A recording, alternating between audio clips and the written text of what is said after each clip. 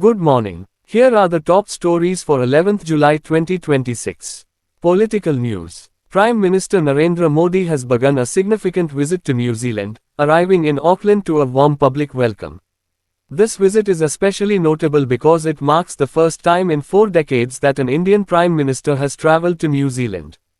The agenda is expected to focus on bilateral talks, trade, diaspora engagement, and cooperation in the Indo-Pacific region.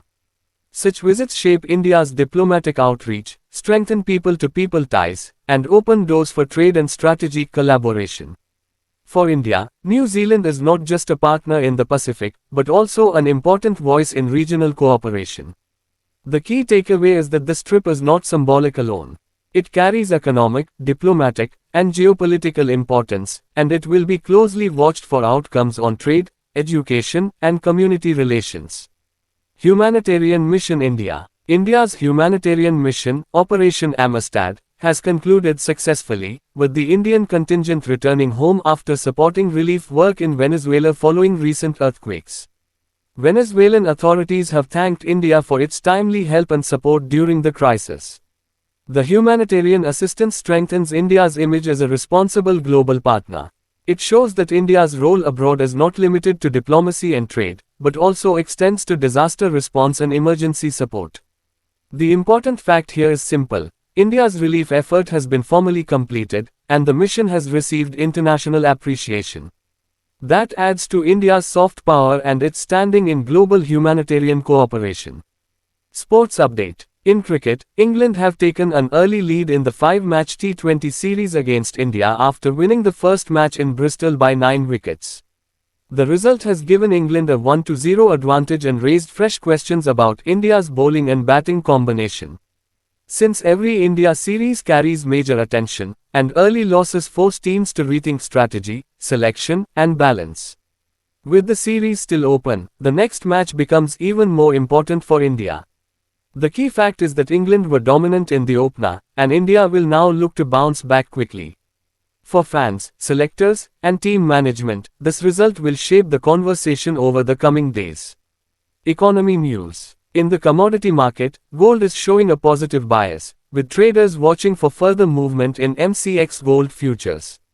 Market reports suggest a buy-on-dips approach is being considered by analysts, while investors are tracking global cues and currency trends.